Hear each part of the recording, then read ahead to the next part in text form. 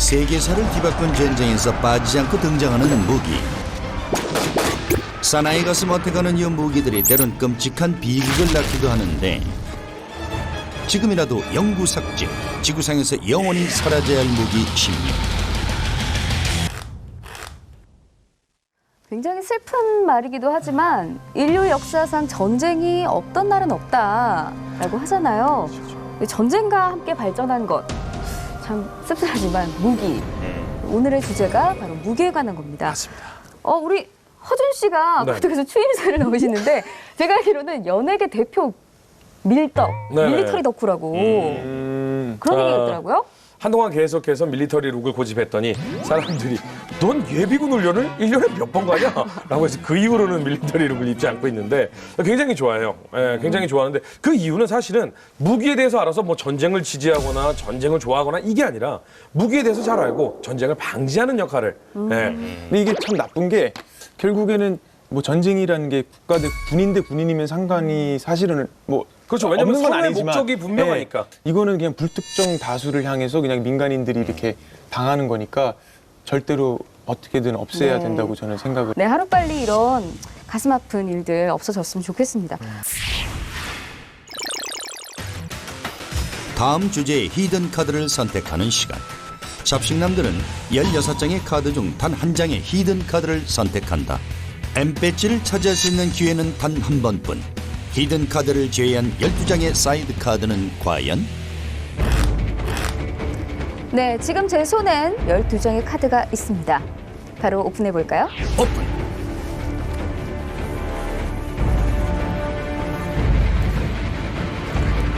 한적인 지뢰. 정말 지금 이렇게 얘기를 하고 있는 것조차 좀 네. 약간 이름만 들어도 섬뜩할 수 있는 그런 무기들입니다.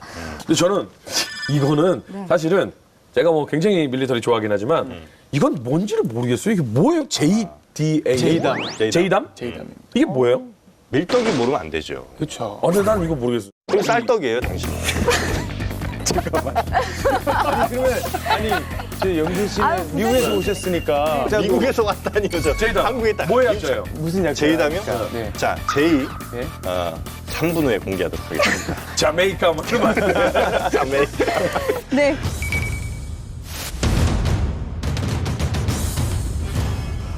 저랑 좀 약간 인연이 있을 법한. 잠시만, 저기 서유리 씨 들어가 있는 거 아니에요? 아닙니다. 예. 맥심 같은 경우는 특히 최근에 이제 군인들의 어떤 사기를 높이는 데도 꽤 많이 활용되고 있지 않습니까? 무기라는 게 뭐예요? 상대방의 어떤 그 전쟁 의도를 부숴버리는 거거든요. 서율이라면. 맞아요. 사실 제 히든카드가 바로 서율입니다. 스팀팩이잖아요. 이 스타크래프트라는 게임 보면은 마린이 스팀팩을 쓰면 갑자기 강력해집니다. 군인들이. 그렇죠. 20초. 그렇죠. 군인들이 서유리 씨를 딱 보고 스팀팩! 칭찬이시죠? 그럼요. 체력을 10만큼 깎아먹는다는 단점. 좋은 지적입니다. 예. 지금 이 시간에도 고생하고 있는 우리 국군 장병 여러분 수고하십시오. 맥심 기관총 같은 경우는 분당 한 600발 정도가 나갈 거예요. 그러면 1초당 10발이 나가는 거거든요. 야, 진짜. 그러니까 이거 하나 있으면 웬만한 총 가진 사람들 뭐 10배, 20배가 모여 있어도 다 이겨낼 수가 있는 것이고 영국군 한 50명이 아프리카 사람들 뭐 수천 명을 거의 뭐 학살하다시피 했던 것 중에 하나가 바로 이 맥심 기관총이 됐습니다. 근데 이것만 해도 굉장히 임팩트 있는 주제들인데 왜 히든 카드로 선택을 받지 못했을까요? 이런 정도로는 오늘 우승할 수가 없다. 때문에 우리가 갖고 있는 히든카드야말로 네. 진정한 무기의 최고봉에 서 있는 아이들이 아닌가. 이 아파치 롱보, 저도 굉장히 익숙한 많은 분들이 들어보셨을 그쵸, 법한 아파치. 그런 주제네요. 이 새로운 어떤 패러다임을 형성하는 무기라는 거에 있어서 굉장히 좀 임팩트가 있다라는 생각이 들었는데 그거보다는 제 히든카드가 조금 위에 있지 않을까라고 해서. 근데 또 이게 중요한 점이 아파치 롱보는요 레이더로 조준이 가능합니다. 근데 무려 8km 후방에서 레이더 조준을 한 이후에 발사해서 적의 전차나 벙커나 이런 것들을 타격할 수 있는 헬파이어라는 미사일이 있어요. 이름이 무시무시하죠. 헬파이어, 지옥불. 예전에 정말로 저주하고 싶은 사람이 있으면 지옥불에 나타나자 이런 말을 하는데 이름이 헬파이어입니다. 이 헬파이어가 8km 후방에서 적의 전차에다가 타격을 하는 거예요. 그러면 8km 밖에 있는 건 아무도 모르잖아요. 전차 타고 가다가 그냥 폭파되는 거거든요. 이게 무려 16기가 아파치 헬기 한 대에 장착이 됩니다. 적 전차 16기를 레이저 조준으로 파괴할 수가 있는 거죠. 실제로 검증이 된 사건이 있었는데요. 사막의 폭풍 작전이라는 거 아시죠? 1991년에 이라크 전에서 네네. 1시간 동안 무려 32대의 전차와 차량 100여 대를 폭파하는 사건이 있었어요. 실제 작전 전투에서. 그러니까 검증이 된 거죠. 아파치 헬기가 이만큼 무섭다는 걸 보여준 거죠. 특히나 아파치 롱보우 같은 경우에는 이 30mm 탄이 실려 있어요. 근데 이게 전차를 뚫고 들어갑니다. 야. 전차 파괴가 가능한 네. 그 발칸폰이라고 할 수가 있죠. 근데 이게 밤에도 낮처럼 보여요. 이 레이더가. 그래서 보면서 쏘는 건데 까만 밤하늘에 갑자기 별똥별이 떨어집니다. 와, 유성우가 떨어지네? 나를 향한 30mm죠. 어마어마한 무기. 화력 얘기를 들어보니까 어마어마하죠. 무기네요. 근데 어마어마. 맷집이 약한 게 문제예요. 맷집이 그러니까 약하다. 공격력이 아주 뛰어납니다. 그런데 이런 그 예를 들면 아파치 롱보우 같은 경우는 지상에서 저 지대공 뭐 무서운 무슨 뭐 미사일까지도 필요 네네. 없어요. 그냥 아주 간략한 한 50mm 정도면 충분히 저 롱보우는 떨어질 수 있기 때문에 그게 좀 문제예요. 그래서 최근 전투에서 이게 좀 몇 대 떨어졌어요. 자주 떨어져 얘. 그래서 히든카드에서 슬며시 내려놨는데 예전에는 네. 뭐 알에서 쏘니까 무서워서 사람들이 덜덜 떨었는데 그쵸. 요즘에는 사실 지대공도 굉장히 많이 발전을 하고 있어서 기술이 많이 발달했죠. 레이더 기술도 그렇고. 조금씩 떨어지고 있어요. 조금씩 더. 그래서 히든카드 탈락했군요. 제가 공군 출신입니다. 어우. 에어포스예요. 저기요. 여기 잠깐 여기 댓글 들어가면 병 503기. 헬기의 발은 대봤습니까? 병 503기잖아요, 얘가. 그래서 F-16이나 F-15 같은 경우 후진 기어가 굉장히 잘 안 들어가요. 그래서 후진할 때가 너무 힘들어요. 저 비행기 해보셨어요? 말씀하세요. 운전을? 저요? 저 병 503기입니다. 아니 근데 진짜로 헬기 타봤어요? 헬기요? 네. 헬기는 저는 헬기 많이 타봤어요. 왜요? 그러니까 저희 아버님께서 육군의 그 수도방위사령부에 계셨고 소령까지 계셨기 때문에 저는 아주 어렸을 때부터 헬기를 탔고 그거 그렇게 나이가 들어서 개인적인 목적으로 헬기 사용해도 됩니까? 사용할 수 있습니다. 그거는 가족 행사가 있어요. 아, 네. 그리고 저는 진짜 저는 실제로 실제로 진짜 전투기 타봤어요. 전투 기업 전투기요. 그걸 왜 탔어요? 그거를 그때 공군에서 뭐 방송을 찍는데 네. 그 중력 이기는 거 하는 거 네네네네. 훈련하는 거 아시죠? 그걸 부지까지인가 해서 부지까지 가요. 버티는 사람을 두 명을 태워준다. 버텼어요? 버텼어요. 와 구치를 버텼다고? 거의 기절하는 얼굴 완전 망가지면서 제가 8.3에서 못 버티고 떨어졌거든요. 저기요. 야, 근데 정윤진 씨. 부지까지 정윤진 씨. 갔으면 대단하네. 네. 저희가 잡식남인데 가식남 아니거든요. 절대 거짓말은 안 됩니다. 요즘 예능은 진정성이 대세입니다. 정현진 그래서 씨. 타봤는데 네. 마하를 한번 통과를 해봤나요? 근데 사실은 그 하이텍싱이라고 딱 비행기 뜰 때까지만 같이 타고 날진 못하고. 날지는 못하고 지상에서만 이렇게 돌아다니셨네? 근데 쉬한 다음에 뜰 때쯤 뜨기 전 직전까지 뜨기 전 아니, 뭐 밖에 약간 더 한 30cm 운전면허로 떴어요. 따지면 기능시험. 아니요 30cm 떴다니까요. 30cm 딱 그 최고속까지 딱 그렇네요. 아까 비행기 후진 기어 말씀하시면서 농담을 하셨는데 아무도 안 받아줬는데 아니 근데 진짜로 비행기가 후진도 가능하잖아요. 그게 이제 비행기는 전진 기어도 없어요. 이게 공군 아니라 몰라 이 사람들이. 엔진을 돌려서 엔진으로 출발하는 가는 거죠? 거고 후진하는 경우에는 이제 차가 밀어주는 거예요. 그쵸. 아이, 지금 아마 이 방송 보시면서 비행기에 기어가 없었어라고 하시는 시청자분들 많으실 것 같아요. 아니 근데 예전에 진짜로 우리 최영 씨가 얘기했잖아요. 이 영상이 어떤 개인이 올려서 굉장히 화제가 된 영상이 있어요. 어떤 분이 비행기를 같이 탔어요. 실제로 비행을 합니다. 근데 뒤에 앉아 있다가 리포터신 것 같은데 타고 가다가 기절을 해요. 정말로 기절해. 다시 비행기가 조금 이제 다시 돌아오니까 깨나요. 깨나. 그러다가 다시 비행기가 확 올라가니까 뜨기 시작해요. 헬기 얘기다가 중력 얘기까지 가고 오늘도 MC6 기대하셔도 좋을 것 같습니다. 2015년 IS의 자살폭탄 테러로 희생된 프랑스 시민은 무려 100여 명. 사람을 무기로 악용하는 자살폭탄은 이제 그만 사라져야 한다. 세계 2차 대전의 패권을 노린 히틀러의 비밀 병기, 인류 최초의 탄도미사일 V2와 2011년 유엔 연합군 작전을 승리로 이끈 토마호크. 이건 단지 시작일 뿐. 전차 한 대쯤은 한 방에 날릴 수 있는 가성비 최고의 휴대용 미사일 RPG-7. 가난한 테러리스트들의 주무기로 지금도 전 세계 곳곳을 위협하고 있다. 아마 가장 많이 좀 여러 마음이 세계 아픈, 뉴스, 또 국내 뉴스도 많이 오르내렸던 비인간적 무기죠. 그렇죠. 사실 최악의 무기 중에 하나이면 네. 틀림없는 것 같습니다. 지뢰만큼 싼 무기도 사실 많지 않아요. 이제 아주 가격도 저렴하고 한 번 묻어놓으면 몇십 년까지 간단 말이에요. 그러니까 경제성으로만 따져보면 대단히 훌륭한 무기라고 볼 수 있으나 굉장히 비인도적이고 비인륜적인 그런 좀 나쁜 무기 중에 하나다 이렇게 볼 수가 있겠죠. 이게 지금도 전 세계적으로요. 아마 억 단위로 깔려 있을 거예요. 네, 최소 1억 개. 나비지뢰라고 있어요. 나비지뢰. 나비지뢰라는 거는 하늘에서 뿌리는 지뢰거든요. 매설하는 게 아니라. 이름이 이런 섬뜩한 무기에 붙이기에 너무 예쁜데요. 그렇죠. 생긴 게 약간 나비 비슷하게 생겼어요. 날개가 이렇게 양쪽에 있고. 그래서 아이들이 이걸 갖고 놀다가 하늘에서 이렇게 막 돌면서 떨어져요. 이게 무슨 뭐 선물인가 싶어서 이렇게 보고 크게 터지는 이런 일들이 이제 굉장히 많이 벌어지는 건데 캄보디아라는 나라를 좀 좋아하거든요. 그래서 몇 번 갔다도 오고 거기가 지뢰 천국이거든요. 근데 그 대부분의 피해가 또 어린애들.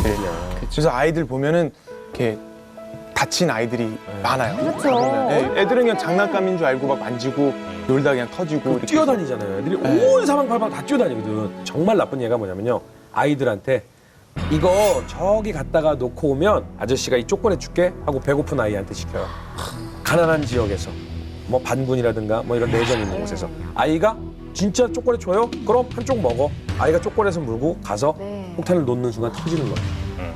이게 얼마나 나쁜 아니 짓입니까? 이게 어른들의 욕심 때문에 항상 피해를 보는 거는 아이들. 아주 굉장히 정말 몰지각한 정말 사용돼서는 안 되는 비인간적인 무기인 거죠. 저는 이 소재가 굉장히 뽑히지 않는 게 좀 의외예요. 무서운. 네, 얼마 전에 우리나라에서도 관련 사건이 있었잖아요. 뉴스를 보신 분들은 다 섬뜩했을 거예요. 그렇죠. 아니 한 번도 아니고 한 10회가량을 우리나라에서 실험을 했다. 근데 이제 우리나라에 왔었던 것들 같은 경우도 이제 메르스 때문에 사실 좀 묻힌 경향이 있었는데 저기 너무 무시무시하거든요. 이제 하얀색 포자 형태로 이제 퍼지게 되고 정말 무서운 거는 일단 감염이 잘 되고 그 다음에 사망률이 너무 높아요. 이제 피부의 탄저균이 피부를 감염시키느냐, 뭐 내장을 감염시키느냐, 호흡기를 감염시키느냐에 따라 달라지겠지만 호흡기 감염되는 경우에는 90% 이상 사망을 할 정도로 굉장히 위험하고. 이게 탄저균은 설탕 봉지 하나 정도면 미국 뉴욕주 정도는 다 거기 있는 사람들 다 감염시킬 수가 있거든요. 네. 임팩트가 좀 셌는데 약간 올드하죠. 약간 올드하죠. 근데 이제 여기서 정영진의 전매 특허죠. 세계 최초의 세균전 혹시 언제인지 궁금하지 않으십니까? 또 18세기인가요? 중세 이전부터 13세기 흑사병이 중국 윈난성의 풍토병이었어요. 근데 윈난성 사람들이 걸리던 그냥 그 지역의 병이었는데 몽골 사람들이 윈난성 쳐들어갔다가 이제 그 사람들 죽는 거 보고 까맣게 죽는 거 보고 이 시체를 데려다가 나중에 유럽에 갑니다. 그래서 유럽에 투석기로 성 안으로 막 던져요. 시체들을. 근데 이제 거기에 다 세균이 감염이 돼서 유럽 전체를 딱 쓸어버렸다. 아니 근데 네. 여기서 한 가지 또 태클 들어가도록 하겠습니다. 그 시체가 떨어져서 유럽 사람들이 그걸 보고 깜짝 놀라고 감염이 됐어요. 네. 그걸 들고 간 몽골 병사들은 괜찮습니까? 자, 여기서 중요한 포인트가 또 나오죠. 그 풍토병이라고 말씀드렸잖아요. 그 풍토병이라는 것은 결국 그 동네 사람들한테는 크게 위험되지가 않아요. 면역력이 있다. 그렇죠. 어느 정도 면역력이 있죠. 근데 이제 그 세균의 감염이 한 번도 안 돼봤던 사람들은 엄청나게 그렇죠. 치명적일 수 있다는 거예요. 정말 무서운 것들은 흙 속에 묻힌 상태로 100년까지도 아이고. 버틸 수가 있는 거예요. 생명력이 굉장하네요. 그렇죠. 그러니까 사람들이 혹은 사람들이나 가축들이 감염돼서 죽은 다음에도 그 오염된 땅이 100년 이상이 지나도록 계속적으로 이제 전염력을 가지고 있는 무시무시한 거죠. 저 그리고 약간 호준 씨한테 좀 약간 웃기라고 주신 그런 주제인 것 같은 생각이 들었어요. 진짜 잘 모르시네요. 이 최종병기 활이라는 영화가 있었죠. 거기에 보면 영화파. 그럼요. 바람은 계산하는 것이 아니다. 극복하는 것이다. 고려 시대에 개발된 우리의 편전이라는 게 있습니다. 애기살. 거기에 보면은 이제 영화 최종병기 활에도 나오거든요. 동전이라고 돼요. 아기 화살이라고 해가지고. 근데 보면은 화살의 길이가 이렇게 짧아요. 조선 시대 때는 이 편전을 너무 사랑해서 야, 니네 실제 전투가 아니면 연습도 하지 마. 연습을 안 하면 왜냐? 이걸 보고 외구나 혹시 뭐 오랑캐들이 보고 저 활 뭐야? 완전 좋다. 따라할까 봐. 그래서 극비상, 군사 극비상으로 만들어요. 실질적으로 완벽하게 검증 가능한 것은 한 500m까지는 날아가서 태상에 여기 있다. 라는 얘기가 있어요. 또 500m가 잘 안 보이지 않을까요? 그냥 대놓고 쏘는 거죠.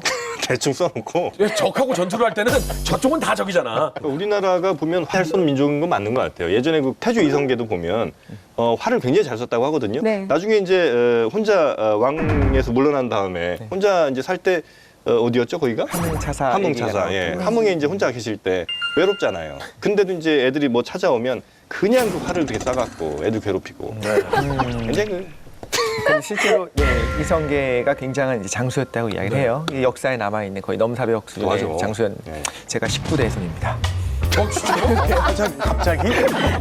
왕족이었어? 왕족이세요? 이 독신님이 아니 근데 뭐 우리나라가 역사가 워낙 혼란해서 뭐 족보를 사고 팔고 이런 일도 있고 실제로 조선 초에 네. 성이 있는 사람이, 그러니까 김씨, 박씨 이런 성이 있는 사람이 30%가 안 됐어요. 근데 갑자기 우리 지금 성 없는 사람이 없잖아요. 그렇죠. 갑자기 무슨 일이야? 그럼 결국은 그렇죠. 그한 말에 엄청나게 다 사고를 뭐 친 거예요. 개똥이 언년이었는데 네. 갑자기 성이 생기고 게다가 돈도 좀 있는데 성을 사.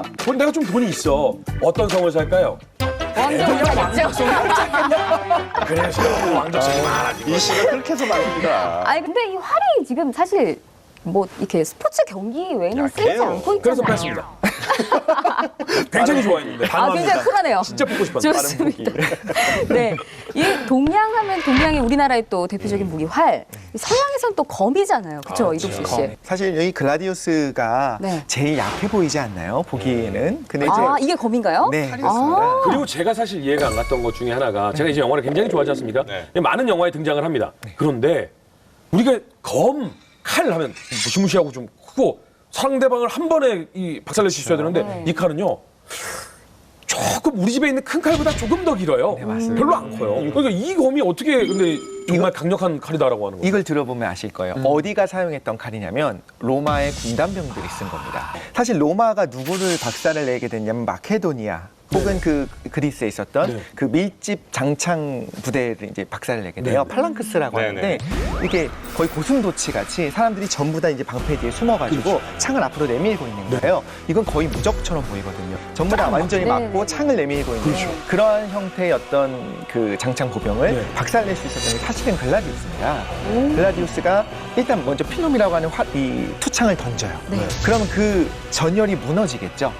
그런 경우에 이제 사이를 파고들면서 이제 로마 군단들이 이제 글라디우스라는 게 아주 고유명사라기보다는 이 글라디우스는 라틴어로 그냥 검을 뜻해요. 네, 그렇기 때문에 이게 아주 특별한 뭐가 아니라 그냥 길이가 조금 더 짧고 양날의 검 뭐 이렇게 생각하시면 되는데 여기서 또 하나 들어갑니다. 네. 자, 글라디우스가 라틴어로 검이란 뜻이거든요. 그런데 지금 잠깐 생각 안 난 거예요? 이때 당시에 글라디우스가 또 어떤 은어로는 네. 남성의 주요 부위를 가리키기도 했었어요. 오. 자, 여기서 이제 시청률 올라가죠? 자, 여기 더 올라갑니다. 라틴어, 바기나. 그러니까 지금 영어로 따지면 버자이너. 여성의 주요 부위를 또 뜻한 말이죠? 이 뜻이 뭐냐? 바로 칼집입니다. 글라디우스와 바기나. 칼과 칼집. 그 영어로도 있잖아요. 라카빠젠. 자, 시청률 올렸습니다. 됐어요. 아니 근데 뭐 그거는 뭐 어느 시대나 다 써오는 거니까 뭐 남자는 배 여자는 당구라든가 남자는 칼 여자는 칼집 뭐 이런 거.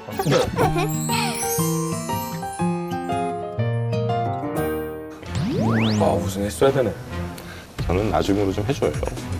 첫 번째 히든카드를 오픈할 잡식남은 최성준 씨입니다. 됐구만. 그러니까 제가 봤을 때는 강력한 사람부터 제거를 하는 것 같아요, 지금. 그리고 네. 분명히 저쪽이 동맹이라는 뜻이야. 그쵸. 우리부터 확실해, 이거 좀 확실해요. 예. 우리가 1등을 뺏어와야 돼. 뺏어 봅시다. 뺏어와야 돼요. 제가 먼저 힌트를 하나 드리겠습니다. 금리뼈 빼고 모조리 태워버리겠어. 뭐라고요? 원빈 씨 아저씨의 원빈. 따가시네. 역시 영어 딱 원빈 줄 알았네. 금리빨 빼고 모조리 태워버리겠어. 그렇게 심하게 가요. 가요, 이제. 민규 씨 이건 확실히 집어주셔야 돼요. 이번 주에 우승 못하면 2+ 한우 등심 쏘기로 한 거는 전 무조건 지켜줘야 된다고 생각합니다. 투플러스 하는 한우가 요즘 가격대가 어느 정도 되죠? 그만큼 제가 우승할 확률이 높다는 것이고요. 2+ 한우는 근데 죄송한데 그 거기 얘기는 나중에 하시고 이게 끊겨가지고. 근데 어쨌든 제 지금 방금 연기를 보고 혹시 떠오르는 아저씨. 무기가 원빈. 네, 아저씨 무슨 역할. 관계가 있는 거죠? 제 히든 카드는 이나요? 권총 오픈. 백린탄입니다. 무슨 아저씨랑 상관이죠? 무슨 상관이죠? 아저씨. 무슨 다 태워준다고 모조리 했잖아. 국립백 빼고 모조리 채워버리겠어. 이거죠.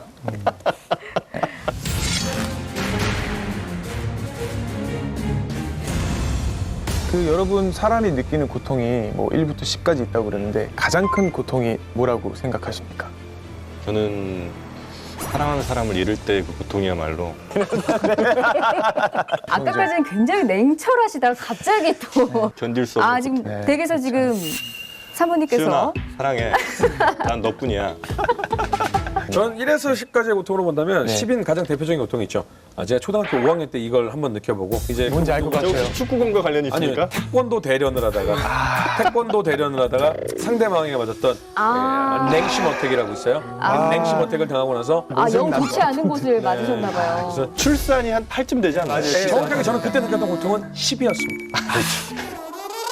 사람이 느끼는 가장 큰 고통은 화상입니다. 화상. 네. 맞아. 백린탄이 결국에는 이제 화상을 입히는 거잖아요. 화상으로 사람을 고통을 주고 결국 죽음에 이르게 하는 건데 이게 왜 위험하냐면 백린탄이 끈적끈적한 스타일이에요. 그래서 이게 피부에 한번 닿으면 예를 들면 갑자기 내 살이 타고 있어. 그럼 어떻게 하시겠어요?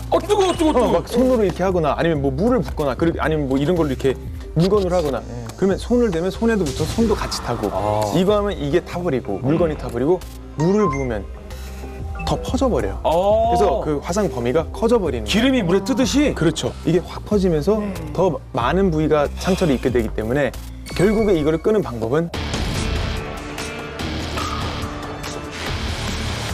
칼로 부르내는 방법밖에 없어요. 그럼 자기가 자기 살을 보면서 타는 거 들어가는 걸 보면서 잘라내야지 살 수 있는 거예요.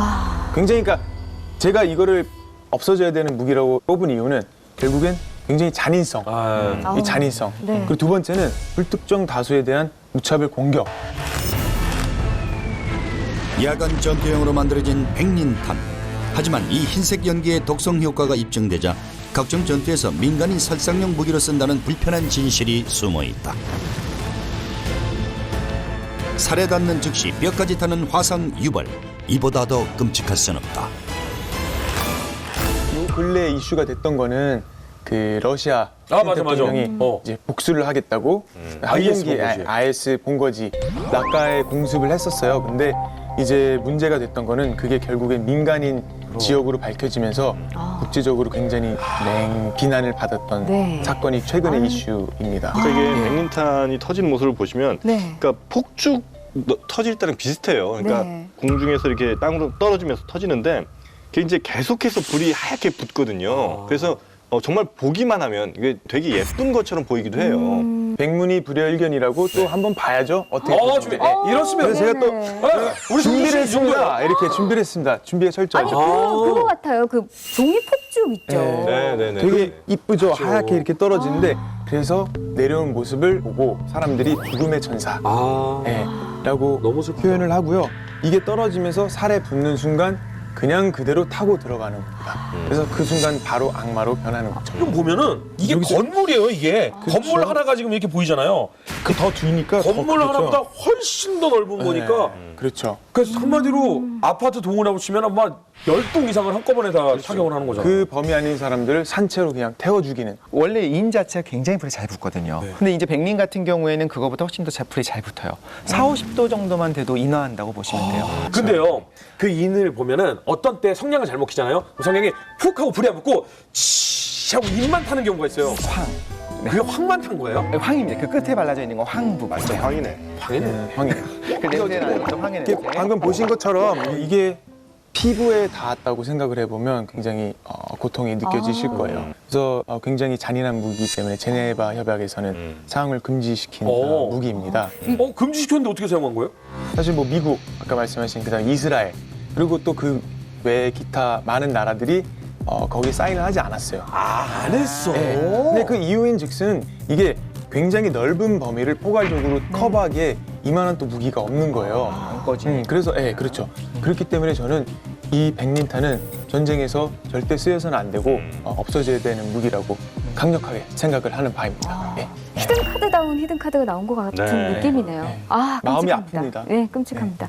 자, 계속해서 두 번째 히든 카드를 오픈할 잡식남을 우리 이독실 씨가 선택해 주세요. 두 번째 히든 카드를 오픈한 잡식남은 정영진 씨입니다. 제가 선택한 히든 카드는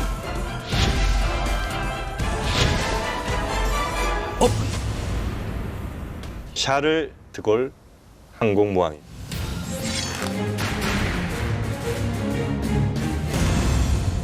일단 제가 이 항공모함을 일단 규모 면에서 지금 네. 나온 무기들과는 전혀 차원이 다르기 때문에 제가 싸울 수가 없다는 거예요, 이분들과. 근데 전 처음 들어봅니다. 샤를 드골 항공모함. 네. 저도 유럽에서 가장 큰 항공모함이고 특히나 이 항공모함을 제가 선택한 이유 중에 하나는 프랑스 파리 테러 이후에 드디어 이제 출격을 시켰습니다. 실전 배치를 시켰어요. 이 항공모함이 실전 배치됨으로 해서 이제 전쟁의 판세가 새로 달라질 수 있다. 이런 의미에서 저는 이 항공모함을 선택했습니다. 약간 나 전쟁한다, 간다, 약간 이런 선전포 같은 느낌인가요? 그런 의미도 있고 일단 요거 하나 좀 여쭤보죠. 네. 서유리 씨는 100m 몇 초 뛰시죠? 중학교 때 15초 8. 그럼 허준 씨보다 빠른 건데? 진짜 빠르신데 저는 그러면? 허준 씨 몇 초예요? 15초? 18초 정도. 그러면 항공모함, 이 샤를드골 항공모함을 끝에서 끝까지 달리려면 네. 몇 초가 걸리느냐? 40초 정도 넘게 걸립니다. 오. 200m 가 넘는 거예요? 261m. 와. 이 안에. 그러니까 항공모함은 한 대를 생각하면 안 돼요. 항공모함 한 대 뜨면 순양함, 구축함, 보급함 해갖고 한 열 몇 대 배가 기본적으로 붙습니다. 야. 항공모함에 또 위에 실려있는 전투기들. 전투기들. 보통 뭐 한 2, 30대씩 갖고 갑니다. 헬기 있죠. 아파치 아까 나온 거 다 있죠? 다 싣고 가면 돼요. 그러니까 저기요? 아파치 제 히든 카드 아니에요? 아 그래요? 저한테 들어오시면 안 돼요. 자, 그래서 스타크래프트라는 게임 있잖아요, 예전에. 네. 가장 무서운 애가 뭐예요? 캐리어죠? 캐리어. 캐리어가 가면서 벌떼들이 쭉 나와서 또 한번 댓글 한번 들어가도 됩니까? 스타크래프트에서 가장 무섭다라고 표현한 분야는요. 마린과 메딕입니다. 캐리어? 에휴, 그 나방들 몇 마리 날아다니는 거 다 잡혀요. 나방이라니요. 지금 저 샤를드골에서 지금 저 항이 들어옵니다. 아, 그럼 얼마나 됩니까? 샤를드골함 가격 얼마나 합니까? 가격이요. 네. 그냥 건조 비용이 무려 이 한 대 만드는데 4조 500억 원. 네? 기름값. 항공모함은 한 대 유지하는데 대략 하루에 한 2, 30억이 들어요. 근데 나라 보호 차원에서는 오히려 꼭 필요한 무기가 그렇지. 아닌가요? 아니, 그게 왜 없어져야 되는 없어져야 거예요? 무기 돈 많이 그건 잘 드니까? 모르겠어요. 샤를드골이요? 네. 이거 없으면 우리가 프랑스 이길 것 같아요. 그럼 전쟁을 하자는 말씀이십니까? 그런데요. 자, 이 프랑스한테 선전포고 하죠. 자, 샤를드골 항공모함 같은 경우가 자 보세요. 이 항공모함이 빨아들이는 예산이 1년에 한 7, 8천억 원이 됩니다. 네. 이 돈을 우리 평화에 씁시다. 그리고 우리 어린이들, 아프리카 어린이들에게 한번 써봅시다. 근데 거꾸로 그러면 4, 5천 명이 탔는데 저걸 없으면 다 실직자가 되는데 그 가정들은 누가 책임을 지나요? 아우, 그- 날카롭네요. 집으로 돌아간 병사들, 그 가족들이 맞이하는 그 모습, 동영상 혹시 보신 적 있으세요? 그 휴가 나온 거죠. 그 감동은 정말 이루 말할 수가 없습니다. 미국계. 저는 이 군인들이 다 가정으로 돌아갔으면 좋겠어요. 군대를 없애자는 얘기네요, 그러니까 그죠? 분명한 건 뭐냐면 그게 굉장히 강력한 무기고 돈이 굉장히 많이 들어간다는 것까지 이해하겠어요. 네. 근데 세상에서 꼭 없어져야만 하는 무기라고 하기엔 이렇게 많은 무기 중에 그냥 돈 많이 들어가서 없애라고 하는 거는 정말 어불성설이죠. 그럼 바꿔도 됩니까? 지금 막 기회 드립니다. 정확하게요. 정확하게요. 소고기는 정영진 씨가 쏘셔야죠. 아니, 정영진 씨. 네네. 근데 일단은 이 샤를드골함 외에도 수많은 항공모함들이 있단 말이에요. 그렇죠. 근데 굳이 정영진 씨가 샤를드골 항공모함을 선택한 이유가 있을 것 같아요. 근데 이제 또다시 이제 경제적인 얘기를 안 할 수가 없는 게 이 네. 샤를드골 항공모함이 출격한 이후에 어떤 일이 벌어졌느냐? 네. 미국의 뭐 로키드 마틴이라든지 여러 군수업체들 주가가 빵 튀었습니다. 이건 뭐냐? 결국 전쟁이 되는구나. 이제는 이 회사들이 어마어마한 돈들을 넣어도 되겠다. 어마어마한 수익이 생기겠구나. 이런 생각들 한다는 거예요. 갑자기 지난주 생각이 나네요. 그러니까요. 음모론 생각이. 그걸 전쟁을 통해서 이득 보는 그 어마어마한 이득을 벌인 그 미국의 회사들이나 어떤 네. 그 자본가들이 이 전쟁을 촉발시키기 위한 촉매제를 툭툭 던져놨을 수도 있겠다라는 생각이 또 드네요. 그렇게 도와주신다면 저도 굉장히 감사합니다. 하지만 본격적인 전쟁의 시대가 어쩌면 이 항공모함 때문에 시작됐을 수도 있다. 네. 라는 의미에서 제가 시작할 수 있다. 이 항공모함을 뽑아봤습니다. 그렇죠. 그냥 폭격도 그냥 폭격이 아니라 규모가 완전 다를 달라요. 것 같은데요. 타보셨어요? 타보진 못했지만 항공모함 한번 타보면 이런 얘기 못 합니다. 타보셨어요? 제가 이거 유튜브에서는 좀 봤거든요. 잠수함 타보셨어요?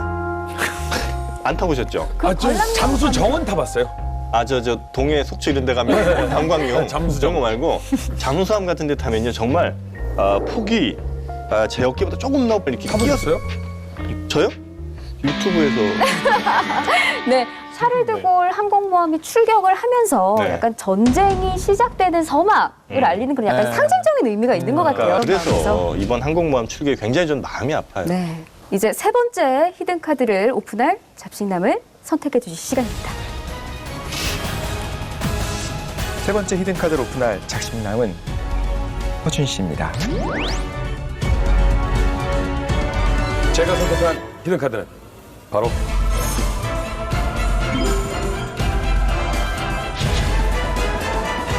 오픈. AK-47입니다.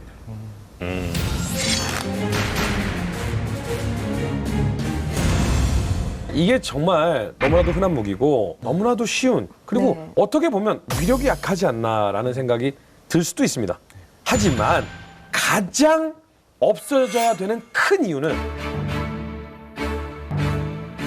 매년 25만 명에서 30만 명이 이 총에 희생이 됩니다. 1947년 생산된 이 제품이 60년 이상 생산이 됐는데 1억 정 이상이 생산이 됩니다. 1억 정이요. 네, 베트남 전대 이후로 공산권에서 이 총이 가장 많이 쓰였고요. 또 두려운 것은 무엇이냐면 지금 현재 테러 집단이 가장 많이 사용하는 화기이기도 합니다. 테러 집단과 이 발칸반도 때도 그렇지만 민간인 학살용으로 많이 사용이 됐는데 빈민들의 가난한 자들의 핵무기라는 표현까지도 붙은 이 무기는요. 전 세계 약 108개국에 수출이 되게 됩니다. 테러범들의 어떤 전용 무기다라는 그런 얘기까지도 붙었었고요. 2015년 기억하시죠? 프랑스 테러. 이때도 무고한 프랑스 시민을 희생시킨 무기이기도 합니다. 일단 구조가 굉장히 간단해요. 총 간단합니다. 중에 간단해갖고 지금도 그러니까 뭐 예를 들면 베트남전에서 그러니까 뭐 늪지대 같은 데서 한 10년 정도 이렇게 잠수해 있던 애가 다시 꺼내졌는데 걔도 또 다시 쏘아주는 그러니까 대단히 내구성이 뛰어나고 저렴한 가격에 전 세계로 퍼진 거는 확실히 맞습니다. 가격대 성능비가 굉장히 좋은 네. 그런 한 느낌이네요. 5만 원 하나요? 그렇죠. 그거를 좀 5만 원이요? 빼뜨릴 수가 없는데 어린이들도 한 1시간 정도면 네. 아이들이 조립을 할 수가 있고 사용을 할 수가 있고 분해를 할 수 있는 8가지 핵심 부품만 이렇게 끼워 넣으면 발사가 돼요. 제가 결정적으로 이 AK-47을 세상에 꼭 없어져야 되는 무기라고 생각하는 이유는 바로 어린이들 때문입니다. 아프리카의 어린이들이 지금 현재 이 AK-47 소총을 들고 약 25만 명이 사용을 하고 있습니다. 어린이가요. 어린이들이요. 소년병이라고 부르죠. 아이들이 전쟁터에 나가서 사람을 살상을 하고 제대로 된 생각을 할 수 있겠습니까? 그래서 어떻게 하느냐. 이 아이들에게 마약을 먹고 그리고 고문과 폭행을 통해서 세뇌를 시킵니다. 그 아이들 25만 명이 지금도 총을 쏘고 있고요. 이게 지금 악순환이 반복이 되고 있어요. 근데 이들이 사용하는 무기는 거의 AK-47 소총이 기본 바탕이 되고 있습니다. 너무나도 싸기 때문에, 너무나도 쉽기 때문에. 그래서 이 소총이 지금 당장 없어져야지만 저는 우리의 어린이들을 보호할 수 있다라는 생각에 히든카드로 뽑은 거죠. 네. 정말 설득력 있는 얘기는 맞는 것 같습니다. 다만 AK-47 소총이 없다면 다른 소총이 그 자리를 차지하지 않았을까? 이런 생각을 하면 사실은 1위를 하기는 굉장히 좀 빈약하다. 노노노노노노 아니죠. 노노노? 노노노. 노노노. 요 얘기를 들을 거라고 저는 이미 예상을 했어요. 진짜 승리를 하는 자는 승리를 이미 예감한다고 하잖아요. 여기가 나올 줄 알았습니다. 다른 총이 대체하면 그러면 소용없는 거 아니냐. 그런데 아프리카에서 유엔군이 놀라운 구호 활동을 펼치고 있습니다. 지금 현재도. 아이들에게 너희가 가진 총을 반납을 하면 $50 주겠다라고 했더니 수많은 소년병들이 무기를 반납하고 돈을 가지고 가족들 품으로 돌아가는 그런 모습을 보였거든요. 그러니까 이 얘기는 무슨 얘기냐면 정말로 전쟁을 하고 싶어서가 아니라 내가 돈이 없으니까 난 굶어 죽게 생겼으니까 총을 든 거야. 그러니까 방지할 방법이 분명히 있는 거예요. 그러니까 총이 문제가 아니라 시스템이 문제인 거네요. 근데 이런 게 있어요. 잘 보세요. 근데 결국 이걸 없애야지 그 시스템적으로 그럼요. 해결이 되는 거니까. 근데 SG550이나 M4A1이나 이런 걸 $50 줄 테니 갖고 와. 안 갖고 와요. 왜?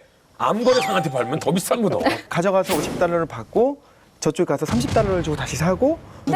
너무 상업적이야. 저분은. 애들 얘기를 하는데 아니 50달러를 너무 받아서 웃기다. 30달러로 교환을 한다고요?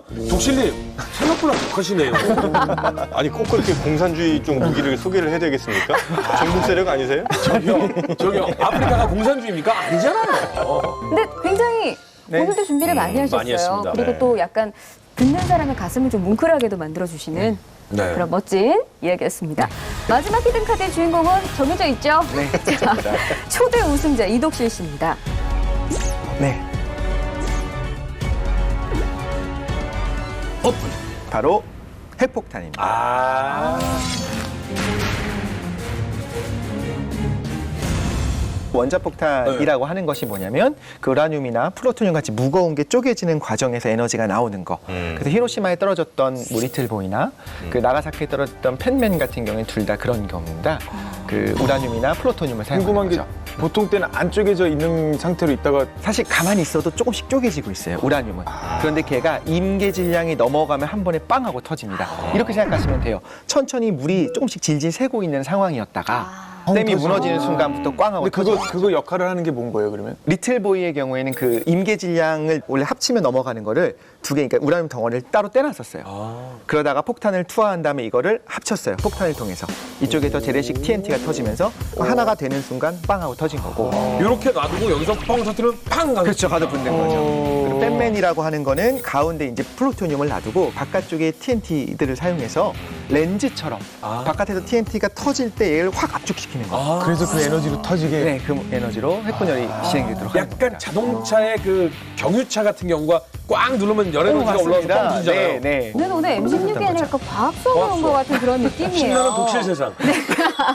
아니 근데 그래도 우리 일반 시청자분들은 이런 얘기보다는 좀 뭔가 위력, 딱 위력. 들어오는 그런 게 그렇죠. 듣고 싶을 것 같아요. 우리 전 세계가 보유하고 있는 핵으로 하면 진짜 지구가 멸망할 수도 있어요. 가장 강한 핵폭탄이 이제 러시아가 가지고 있는 차르본바라고 하는 게 왜 계속 있어요. 러시아죠? 만약에 위력을 그림으로 생각한다면, 근데 실제로 히로시마에서 위력이 요만큼이라면 차르본바의 경우는 정말 요만합니다. 구소련이 실험한 역사상 가장 강력한 수소폭탄 차르본바. 반경 30km의 모든 생물체가 한숨에 사라지는 위력으로 서울 상공에 떨어지면 서울은 바로 증발한다. 그런데 지난 1월 6일 북한이 차르본바를 능가하는 핵실험에 성공했다고 전격 발표. 중국, 러시아, 미국까지 초긴장 상태. 투하 즉시 한반도 전역도 안전할 순 없다. 근데 이제 핵이 정말 무서운 이유는 그 이후에 후폭풍이 있을 거고요. 방사성 낙진이 떨어지겠죠. 근데 바람이 불기 시작하면 강원도까지도, 한반도 전역이 사실은 어느 정도 그 안에 어디를 들어가는 가도 거고. 안전하지 않나요? 그렇죠. 그다음에 10년이 지나고 20년이 지났을 때도 그 후까지, 이세까지도 이제 암이라든가 여러 가지 돌연변이들이 방사능이 막 이제 쬐면 피해를 입는다고 하는데 정확히 어떻게 피해를 주는 거예요 사람한테? 그 세포에 전자들이 붙어 있는데 그거를 제거를 해버려요.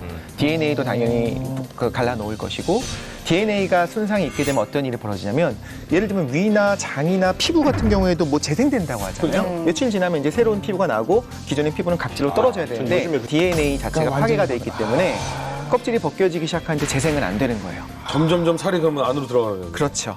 껍질은 그대로 벗겨져 있고 이제 죽음에 이를 때까지. 핵폭탄이 일단 떨어지면 차라리 먼저 떨어졌을 때 빨리 그래. 죽는 게 그래, 더 그래. 낫다. 이런 얘기를 사라져버린다고. 고통도 안 근데- 느끼고 사라져버린다고. 저는 혼자 그런 생각을 했었을 때 이거에 동의했어요.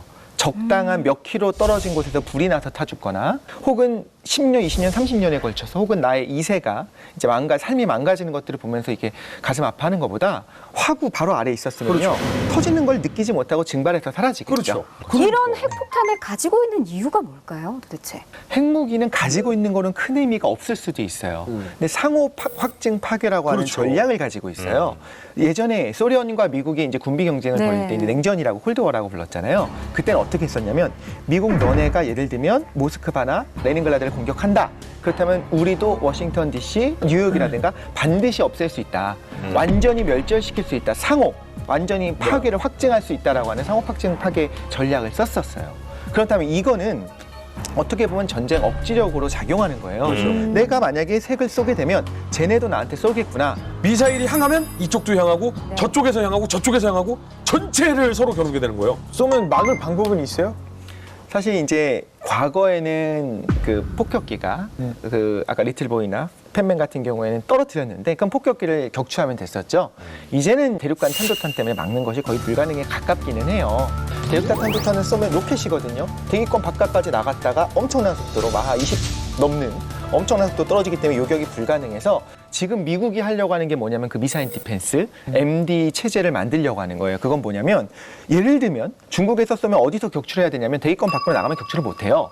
그 전에 그러니까 한국에서 격출하려고 하는 거예요. 그런데 그 MD 자체가 사실은 윤리적인 문제가 있을 수도 있는 걸 우리가 생각을 해봐야 되는 게 지금은 양쪽이 다 슈퍼파워를 가지고 있고 서로 확증 파괴가 가능하기 때문에 함부로 못 쏘는 거거든요. 만약에 그 균형이 무너졌어.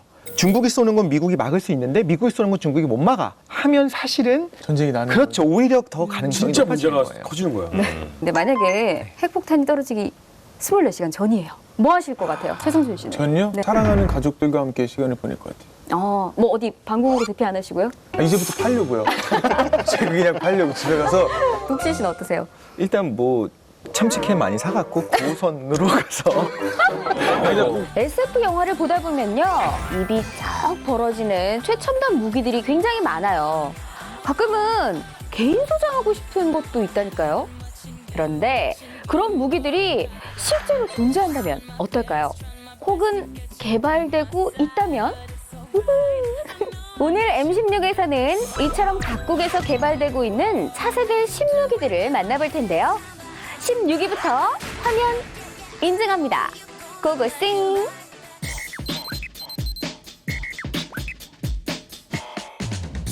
우사인 볼트보다 빠르고 헐크만큼 힘이 센 동물들. 지구상에는 인간보다 훨씬 좋은 신체 조건을 가진 동물들이 많이 존재하고 있어. 그래서 동물들의 생체를 모방한 로봇들이 개발돼 군 무기로 각광받고 있지.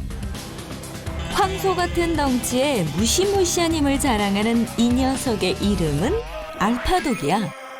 2006년 미국의 한 로봇 개발 업체에서 전시 물품 수송 용도로 개발한 로봇 빅독의 업그레이드 버전이지. 개발 초기 당시 빅독은 걸을 때마다 어마어마한 소음을 내며 무식하게 걸어 다니는 로봇이었는데 지금의 알파독으로 진화하면서 소음 같은 단점은 보완되고 기능적인 부분은 월등히 좋아졌다고 해. 거친 지형을 더욱 잘 다닐 수 있고 운반 가능 중량도 150kg에서 180kg으로 늘었다고. 음성 인식 기능까지 탑재되어 10여 가지의 명령어를 수행할 수 있을 뿐 아니라 빅독을 실용화 단계까지 끌어올린 알파독. 최근엔 팔까지 장착해 무거운 바위까지 집어던질 수 있게 됐다는데 얼마나 더 어마무시한 녀석으로 진화될지 궁금하네. 그리고 여기 세계 군 관계자의 눈길을 사로잡은 동물 로봇이 또 있어. 이름에서부터 스피드가 느껴지는 치타는 최고 속도 시속 48km. 다시 말해 100m를 8초 안에 달릴 수 있는 겁나 빠른 녀석이야. 이 로봇의 기능은 여기서 끝이 아니지. 30cm의 높이의 장애물을 사뿐히 뛰어넘더니 땅에 닿은 뒤에도 균형을 잃지 않고 바로 뛸 수 있다는 것. 치타는 다리 힘만이 아닌 땅을 딛고 튀어오르는 탄성을 이용하기 때문에 가장 빨리 달릴 수 있는데 이 로봇에도 네 다리에 가해지는 힘을 활용할 수 있는 기술이 적용돼 마치 치타처럼 달릴 수 있게 된 거지. 치타 로봇의 또 다른 장점은 움직일 때 소음이 거의 나지 않는 스텔스 기능을 갖췄다는 거. I think this is a really exciting future where robot can be quiet and efficient and also powerful, and then we might exceed the muscles performance. 인간의 출입이 쉽지 않은 작은 틈도 거뜬히 들어갈 수 있고 지치지 않는 강인한 체력을 자랑하며 뛰어난 지능까지 겸비한 동물 로봇들. 동물 로봇을 넘어 인간 로봇까지 등장하고 있는데 터미네이터 시대가 정말 멀지 않은 것 같네.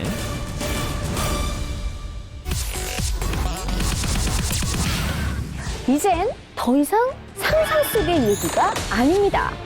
만화 영화에서나 봤을 만한 깜놀할 무기 15위는 투명 전차입니다.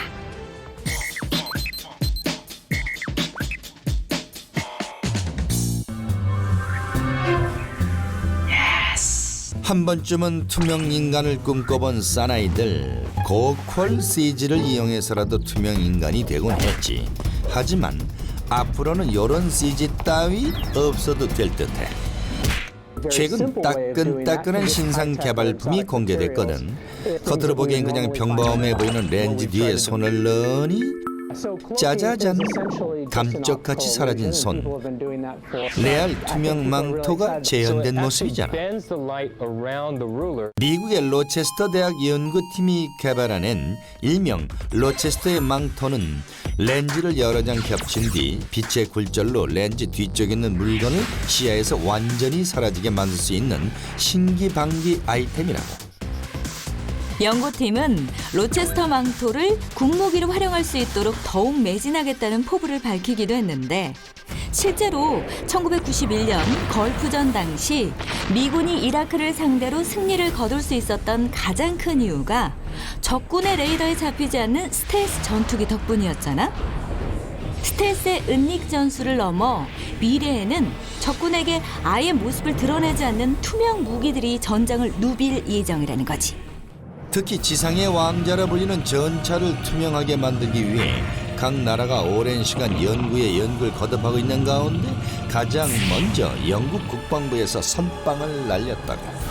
바로 보이지 않는 전차를 개발했다며 전 세계를 깜놀하게 만든 건데 생각보다 그 원리는 간단해. 전차에 장착된 파노라마 카메라가 주변을 촬영한 다음 그 영상이 전차를 둘러싸고 있는 디스플레이에서 재생되면서 차체는 보이지 않게 만드는 거지. 한마디로 카멜레온 기법이라고 할 수 있어. 적외선 화면을 통해 확인해 본 결과 왠지 으스스한 분위기에 유령처럼 지나다니는 전차 한 대 보이지? 화면 밖에서 보면 투명도 100%라고 하니 이 전차만 있으면 어디든 두려울 것이 없을 것 같다. 그리고 여기 투명 전차의 쌍둥이 동생격인 블랙폭스도 개발됐어. 주변 배경에 묻혀 상대에게 들키지 않는 이 기술은 앞으로 항공기와 함정에도 활용돼서 대략 20년 후에는 육탄전은 물론 공중, 수중전에서도 투명 무기들을 만나볼 수 있다는 사실. 이제 곧 해리포터 돋는 투명 망토도 나올 기세인데 출시되자마자 이건 바로 겟해야겠지.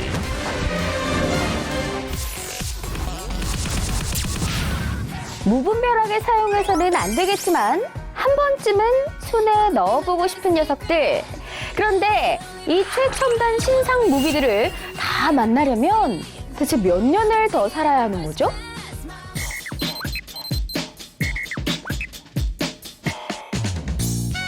남자에게 있어 총이란 어린 시절부터 친하게 지낸 아주 가까운 존재지. 대한민국 사나이라면 한 번씩은 레알 총을 다뤄본 적도 있을 테고 말이야. 무기의 기본 아이템인 총 역시 기술이 발달할수록 업그레이드되고 더욱 강력해지고 있어. 먼저 총대가 구부러지는 이 총. 이게 미래전에는 폭 넓게 쓰일 전망이라는 사실 알고 있어? 코너샷이라 불리는 이 굴절형 화기는 촉대가 90도까지 굽혀지는데 건물 모퉁이에 있는 사격자가 좀 더 안전하게 공격할 수 있다고 해. 총기 앞부분에 달린 플래시와 카메라로 적의 위치와 모습을 탐지할 수 있고 이 정보들은 화면을 통해 볼 수 있어. 또 레이저 표적 지시기를 통해 목표물을 명중시킬 수 있다고. 장애물이 많은 시가지에서 자신을 은폐하면서 적을 공격할 수 있다는 점에서 아군에게 상당한 이점을 안겨주는 무기야. 그런데 상대적으로 약한 화력은 코너샷의 확산을 가로막는 요인으로 지적되고 있어. 이런 문제를 극복한다면 코너샷은 에일리언도 벌벌 떨게 할 어마무시한 총으로 등극할 거라고. 한편 강력한 화력으로 각광받고 있는 무시무시한 총이 있지. 공중에서 탄환이 폭발하는 XM25는 숨어있는 적을 모두 소탕할 수 있다고 해.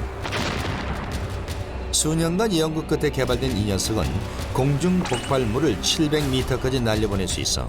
그리고 입력 지점에서 정확히 폭발하도록 돼 있을 뿐 아니라 담이나 바위 뒤에 숨어 있거나 참호, 건물 내부에 있는 적들을 살상할 수도 있다. 그뿐만이 아니잖아. 영화 람보가 인기를 끌었던 추억 돋는 시절, 람보 형님이 기관총으로 적들을 공격할 때 정말 어마무시하다고 느꼈는데 이 기관총의 위력을 넘어선 병기도 만들어지고 있다고 해. 드레드는 회전하면서 공처럼 생긴 작은 탄환을 적에게 발사하는 무기인데 무려 초속 2,000발의 탄환을 적에게 발사할 수 있다고 해. 한마디로 쥐도 새도 모르게 상대방은 벌집이 된다는 말이지. 이렇게 놀라운 속도로 발전하고 있는 총을 보면 무적 파워 광선 총도 어디선가 비밀리에 개발 중이지 않을까 싶은데 어쩌면은 맨인 블랙 돋는 총도 조만간 만날 수 있겠어.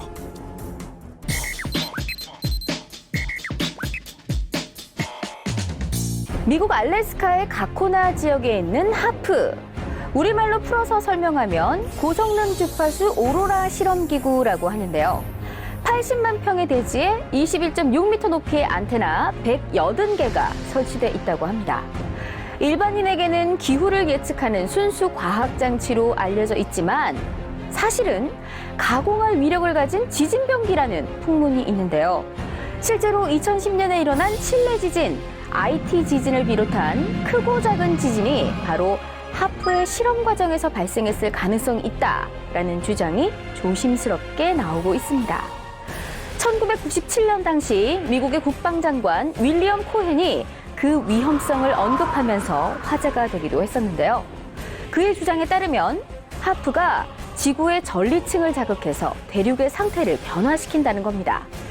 일각에서는 2008년 스촨성 지진 30분 전에 나타났던 오로라 영상을 공개하면서 하프 연구의 일환일지 모른다라는 주장을 하고 있는데요.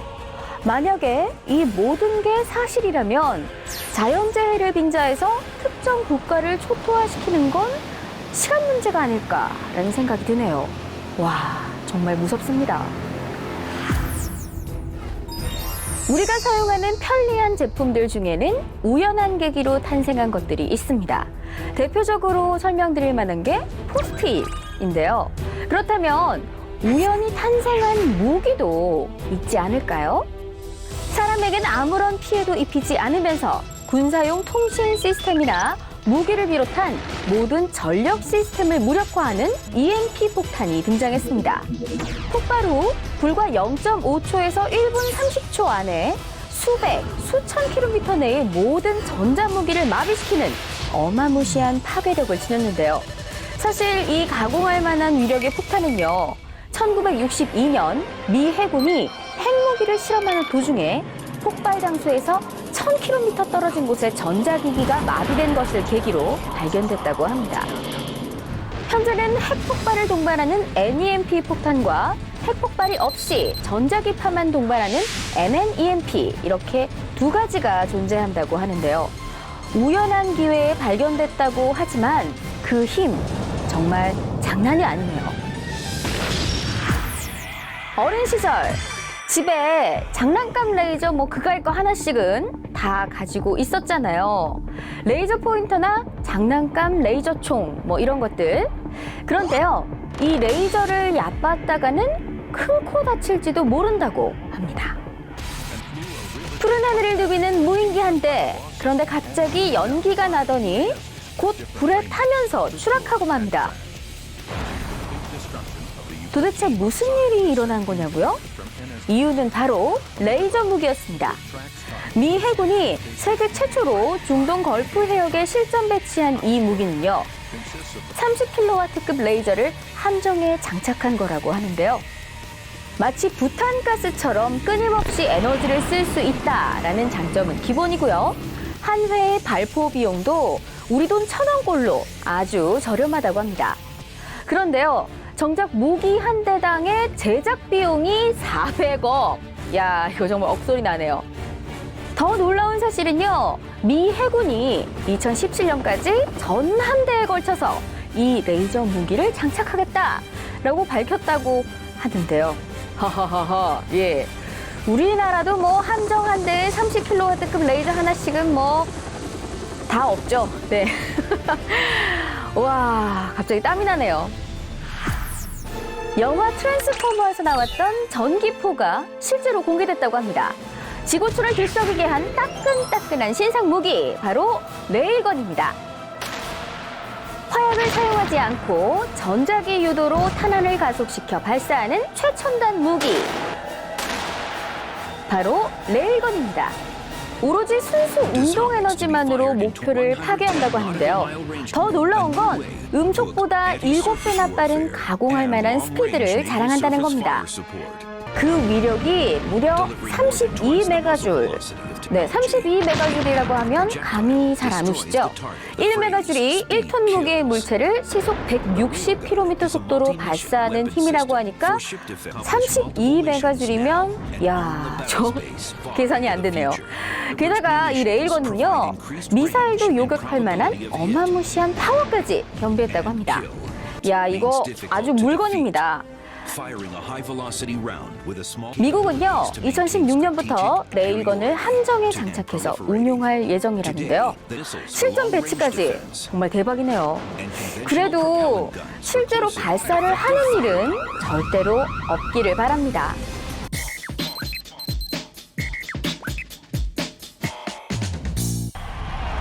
아이언맨이 민간인에서 지구 영웅이 될 수 있었던 이유는 이 파워슈트 덕분이라는 거. 이처럼 미래에는 인간의 몸이 과학기술을 만나 상상 초월 무한 능력을 뽐낼 수 있게 된다고 해. 그야말로 슈퍼솔저의 막을 열어줄 첫 번째 아이템은 바로 하늘을 날 수 있는 제트팩. 스위스의 이브 로시가 개발해낸 이 제트팩을 어깨에 장착하는 순간 언제 어디서든 하늘을 훨훨 날아다닐 수 있다는 거지. 정말 어릴 적 상상 속의 장면이 레알 현실로 이루어지는 순간 아니겠어? 게다가 비행기와 배틀을 떠도 전혀 뒤지지 않는 위풍당당한 저 모습을 봐. 만약 여기에 최첨단 전자장비와 소형 로켓을 장착할 수 있도록 업그레이드 된다면 그야말로 인간 전투기가 될 수 있다는 거? 그런가 하면 좀 더 군사용으로 업그레이드된 비행 슈트도 개발됐다는 소식이 들려왔어. 바로 요 그리핀 낙하산이라는 건데, 근데 이거 어디서 많이 본 것 같지 않아? SF 덕후 싼 아이들이라면 아마 바로 눈치챘을걸? 트랜스포머의 특수부대 요원들이 장착하고 나왔던 윙슈트의 실사판이라는 거? 윙슈트가 현실 세계에도 존재한다니, 이거 듣기만 해도 심장이 바운스 하는데. 기존 낙하산의 한계를 뛰어넘은 이 그리핀이라는 장비는 10km 상공에서 낙하해도 40km 이상 활공할 수 있을 뿐 아니라 표시창이 내장된 헬멧으로 조정이 가능하다고 해. 고공 침투 요원들이 은밀하고 신속하게 원하는 적지에 침투할 수 있도록 설계됐다는 거지. 만약 그리핀이 군부대에 적용된다면 별도의 특수부대가 만들어질 예정이라고 하니까 이제 우리도 트랜스포머의 주인공이 될 수 있는 건가? 그런가 하면 지상용 파워슈트도 만들어졌다는데 평소에 박스 하나만 들어도 식은땀이 줄줄 나는 약골 형제라면 더더욱 주목하라고? 바로 인간의 한계를 뛰어넘게 만드는 초능력 장비가 탄생했으니 말이야. 사방팔방 험난한 길도 자신있게 헤쳐나가는 상남자 보스의 저 사나이, 훈련받은 특수요원 아니냐고 묻는다면 매우 실망이야. 바로 동력형 외골격 장치, 쉽게 말하면 있는 로봇을 장착했기 때문이라고. 저자의 다리에 붙어있는 저 장치를 착용하기만 하면 최대 시속 16km로 뛰어다닐 수 있을 뿐 아니라 90kg의 장비를 들어도 솜털처럼 가볍게 느껴진다고 해. 게다가 부드러운 움직임까지 가능하기 때문에 어떠한 지형에서도 노 프로블럼이라는 말씀. 여기에 덤으로 1.6km를 4분 안에 완주할 수 있게 도와줄 패스트 러너까지 등장했으니 이거 왠지 눈물 콧물 빼든 행군의 고통이 스물스물 되살아나면서 억울해지는 형제들은 손! 파워슈트 입고 하는 행군. 야, 이 정도면 군대 갈 맛 나겠는데요? 에? 직접 가보고 얘기하라고요? 죄송합니다. 아휴.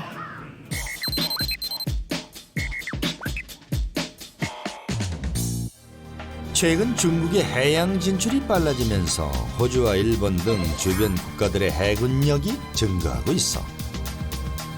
특히 잠수함에 대한 개발이 한창이지. 그중에서 지난 2012년 프랑스 해군 박람회에서 소개된 신개념 잠수함을 소개할게. 일반 잠수함들이 좌초될 우려가 있어 기피하는 얕은 바다나 해안가에서 작전할 수 있도록 설계된 소형 잠수함인데, 특수부대의 침투와 가장 잘 맞는 병기지만 아직은 컨셉 단계라 실현 가능성은 불투명한 상태야. 사실 잠수함 하면 깊은 바다 밑에서 움직여야 마시지. 전쟁에서 은밀성을 확보하며 상대방에게 가공할 만한 공포감을 주는 위협적인 존재. 이게 바로 잠수함의 힘 아니겠어? 잠수함이라고 해서 설마 이런 낭만적인 풍경을 떠올린 형제들은 없겠지? 아시다시피 군사용 잠수함은 한 치 앞도 보이지 않아서 서로가 서로를 볼 수 없다는 치명적인 단점이 있다고. 마치 시각장애인 둘이 소리에만 의지해서 숨바꼭질을 벌이는 셈이라고 할까?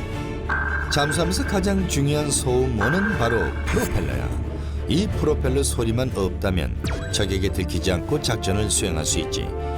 영화 붉은 10월에 나오는 최신의 핵잠수함이 무서운 이유는 다량의 핵탄두를 탑재하기도 했지만 최신의 추진기를 이용해서 소음이 없기 때문이야. 말 그대로 진정한 바닷속의 유령이 되는 거지. 현재 가장 조용한 잠수함으로 평가받고 있는 건 스타리 오스콜이야. 차세대 디젤 전기 잠수함에 해당하는 이 녀석은 3,100톤에 자망 깊이가 300m에 이르고 3배에서 4배 정도 먼 거리에서 적을 탐지할 수 있다고 해. 또 새로운 대책으로 두각을 보이는 것이 바로 초전도 전자기 원리인데, 초전도 상태의 자기장과 전류에 의해 발생하는 전자 유체력을 추진력으로 선박을 움직이게 하는 거지. 이 초전도 전자기 원리를 이용하면 진동이나 소음이 발생하지 않으면서도 속도 제어와 추진 효율이 향상된다고 해. 일본이 85년 개발을 시작한 야마토 1호가 초전도 전자기 추진선에 속하는데 아직 보완해야 할 점이 많다고 해. 어쨌든 초전도 전자기 추진 잠수함의 개발은 결코 허황된 일만은 아닌 것 같은데, 그야말로 잠수함이 바닷속 닌자로 자리매김하는 건 시간 문제 아닐까. 외계인도 벤치마킹 해가고 싶은 최첨단 무기 16. 이번에 소개해드릴 이 병기는요, 바다면 바다, 육지면 육지, 어디서든 정말 잘 나간다고 하네요. 그렇다면 무기계의 8번님? 저처럼?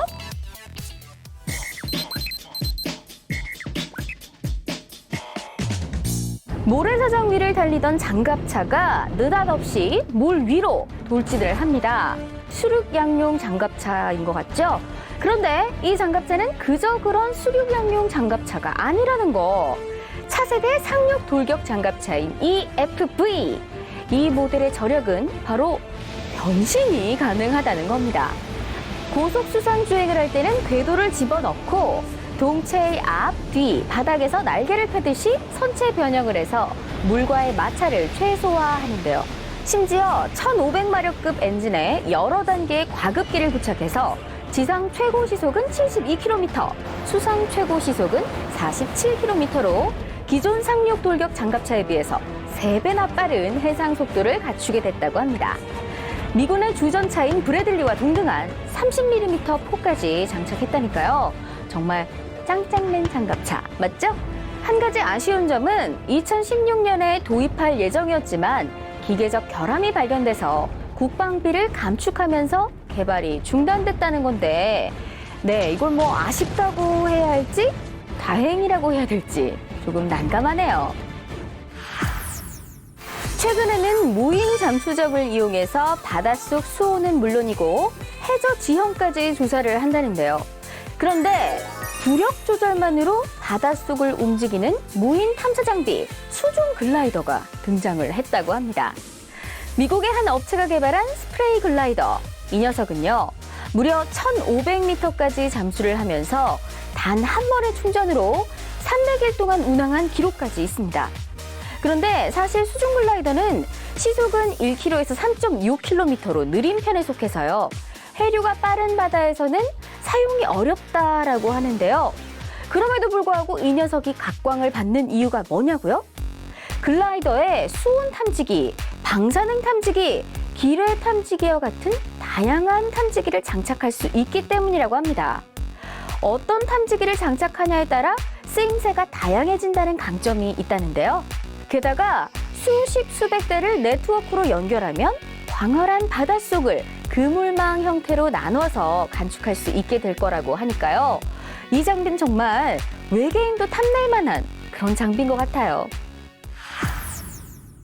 천둥의 신 토르는 워낙 유명해서 다들 아시지 않을까 싶은데요.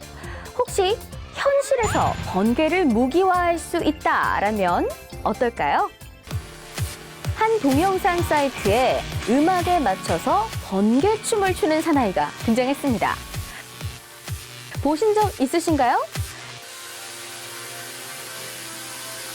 사실 이 영상의 비밀은 고주파 전기 신호를 고전압으로 끌어올려서 강한 열과 백색 빛을 얻는 장치 테슬라 코일을 이용한 거라고 하는데요. 그 모습이 마치 자연에서 발생하는 번개와 유사합니다. 일각에서는 이 인공 번개를 제어해서 무기화하는 방안을 연구 중이라고 하는데 당장은 조금 어려울 것 같습니다. 테슬라 코일의 기술 외에도 전기 레이저 기술을 이용하면 광선의 열과 전기 충격으로 적에게 직접적인 상해를 입힐 수 있다라고 하는데요. 이 역시도 시간이 더 걸릴 것 같다고 하네요. 실사판 토르는 아쉽지만 다음 기회로 넘어갑니다. 오감을 배제하고 타인과 대화가 가능하다. 언뜻 허무맹랑한 소리 같아 보일지 모르겠지만 이 텔레파시 웹폰만 있다면 정말 진짜로 레알 가능하다고 합니다. 최근 미국의 한 의과대 교수가 전기장과 자기장의 파동을 이용해 말이나 글을 사용하지 않고 생각을 주고받는 실험을 진행해서 성공했습니다. 연구진은 이 실험에 뇌파 기록 장치인 EEG를 사용했다고 밝혔는데요. 이 신기반기한 뇌파 기록 장치를 활용하면 로봇이나 휠체어를 조정하는 일도 가능하다고 합니다. 원숭이의 뇌파도 예외는 아니었던 것 같아요. 이뿐만이 아닙니다. 뇌와 컴퓨터 간의 통신 인터페이스인 BCI를 이용하면 생각만으로 문자를 선택하거나 RC카를 조종하는 일도 가능하고요. 심지어 게임까지 가능하다고 하니까요.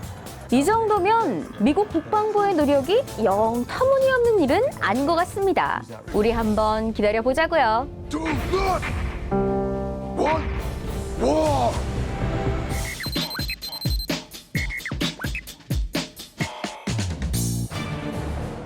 무기하면 빠질 수 없는 것, 바로 공중전의 히어로 항공기라고 할 수 있지. 그 중에서도 사람이 탑승하지 않은 상태에서 임무를 수행할 수 있는 무인 항공기 드론이 개발에 개발을 거듭하면서 점점 더 초강력 무기로 진화하고 있다고. 드론을 처음 개발했을 당시에는 주로 감시, 정찰 등의 간단한 작전들을 수행했지만 최근에는 적의 방공망을 무력화하고 정밀 타격할 수 있는 무인 공격 및 폭격기로 그 영역이 확대되고 있어.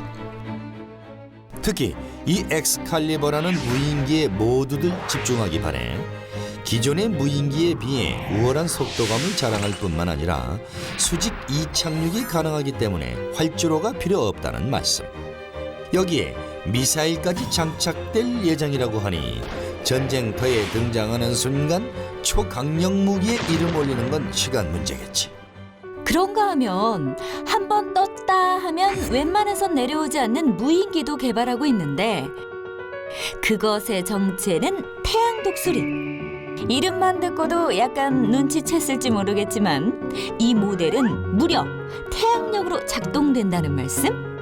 게다가 18,000m의 상공에서 5년 이상을 머물면서 공중에 떠 있는 상태로 적군의 상황을 늘 감시하는 스파이 작전을 수행한다고 하니 이거 완전 효자템 아니겠어? 드론은 미친 존재감을 발휘하면서 이제는 상업적으로도 활용되기 시작했어. 특히 물류 사업의 혁신을 일으킬 주목으로 지목되기도 했는데 바로 외딴 지역에 물건을 실어날 수 있도록 개발된 거지. 영상 속 드론은 지정된 항로를 따라 움직이고 있는데 돌풍이 갑자기 찾아와도 비상 대응 매뉴얼에 따를 수 있도록 설계됐다고 해. 게다가 4개의 프로펠러를 사용해 비행 도중 전선이나 나무와 같은 장애물보다 60m 이상 높게 날기 때문에 충돌할 걱정도 없다는 거? 무사히 목표 지점에 물건을 전달한 드론. 머리라도 쓰담쓰담 해주고 싶을 정도로 기특하지 않아? 이 밖에도 비행기와 헬기의 장점을 모아 프로펠러로 신속한 이착륙이 가능하면서도 엔진을 통해 장거리 이동까지 가능한 항kop기를 비롯해 섭씨 2000도의 고온에서도 비행이 가능한 무인기 등 다양한 차세대 항공기가 개발될 예정이라고 하니 항공기의 무한 발전을 기대해보자고. 전문가들은 앞으로 본격적인 무인기 시대가 올 거라고 내다보고 있는데요. 한쪽에서는 드론을 저고도에서 격추할 수 있는 레이저 무기 시스템이 개발되고 있습니다. 이런 걸 보면 무기의 발달은 창과 방패의 싸움에서 비롯되는 것 같습니다. 오늘의 2위, 방어 아이템의 갑 오브 갑, 포스필드입니다.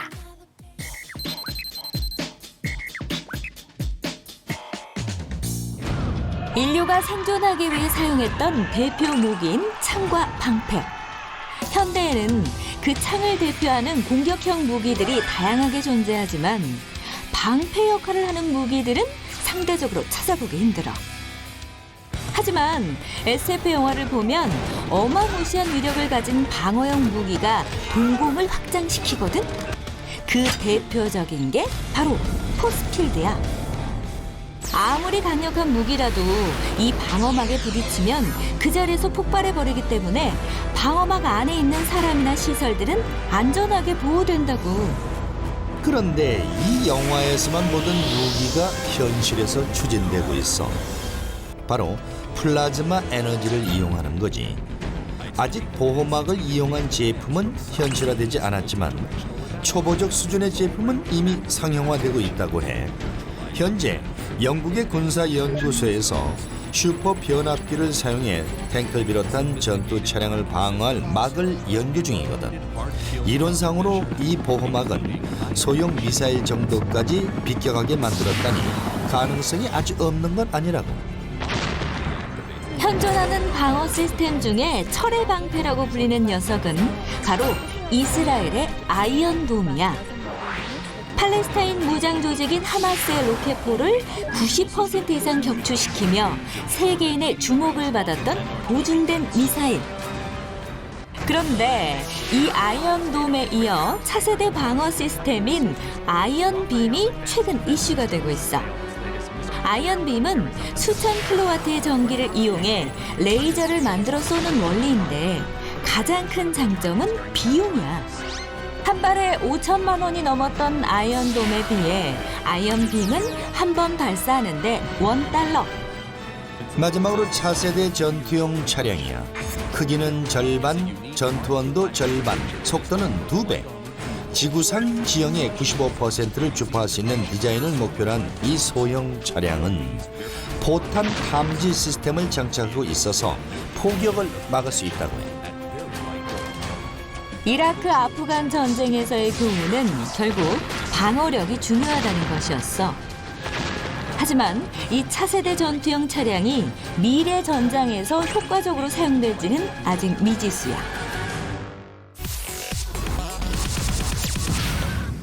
외계인도 탐낼 만한 신상무기 16, 2위까지 확인했습니다. 오늘의 1위는요. 작은 고추가 맵다라는 속담을 제대로 보여준 케이스라고 하는데요. 아주 미니미니한 나노 전자기계 시스템의 발달과 밀접한 관련이 있다고 하는데요. 대체 어떤 무기일지 1분 후에 확인하시죠.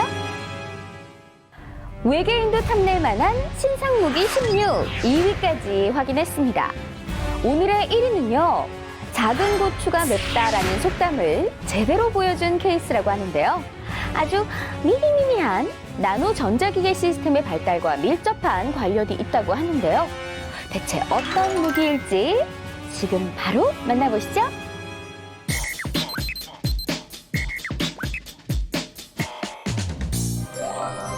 나비처럼 날아서 벌처럼 쏴라 라는 말이 있듯이 곤충들은 숨겨진 최고의 전투병들이야. 이런 곤충들을 본뜬 초소형 로봇들이 만들어지며 군인들의 눈과 귀가 되고 있다는 사실 알고 있어? 파리 같은 작은 비행 로봇을 테러리스트나 적군이 숨어있는 건물이나 벙커에 침투시켜 적군의 동향과 위치를 파악한다는 거지. 실제로 여러 나라에서 이 프로젝트를 진행하고 있는데 지금 어디에선가 실제로 사용할 수도 있다고 해.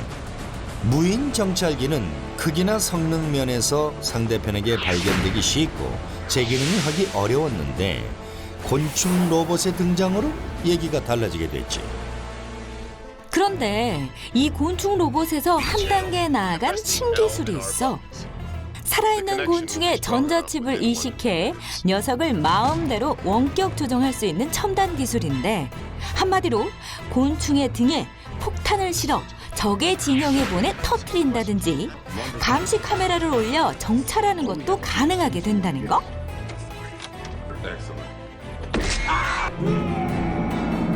지구가 멸망해도 가장 많이 살아남는 개체가 바로 곤충이라는 말이 있을 정도로 환경 적응력과 생존력이 뛰어난 이 곤충들을 무기로 활용한다는 발상이지. 군사기술을 연구하는 미 국방부 소속 기관에서는 수년간의 준비 기간을 통해 2007년 하이mems라는 이름의 사이보그 곤충 프로젝트를 발표했어. 알, 애벌레, 번데기, 성충의 변이 과정을 거치게 되는 곤충. 이 변이 과정 중 애벌레나 번데기 시기에 전자칩이나 신경 자극기 같은 초소형 기계를 몸속에 이식하는데 그러면 곤충은 상처를 자체 치유하고 이식된 물질을 신체 일부로 재인식하게 된다고 해. 그 번데기가 허물을 벗고 성충이 되면 곤충을 원격 조정해서 마음대로 움직일 수 있다는 거지. 불가능할 것으로 보였던 하이mems 프로젝트의 성과는 2008년 사이보그 딱정벌레로 나타났어. 신경 자극기와 방향 유도 LED 등 배터리를 부착한 딱정벌레가 레알 원격 조정으로 움직인 거야. 이런 사이보그 곤충은 인간이 접근하기에 위험한 생화학 무기 오염 지역 등의 정찰 활동에 활용할 수 있을 것으로 전망되고 있는데 이 프로젝트가 잘 성공될 경우 미군의 사이보그 곤충 사육 부대를 창설하는 것도 거론되고 있을 정도라고. 그런데 이 사이보그 곤충에도 치명적인 단점이 있지. 바로 천적이 있다는 거. 개구리나 새 같은 천적에 잡아먹힌다면 임무고 뭐고 말짱 도루묵이겠네.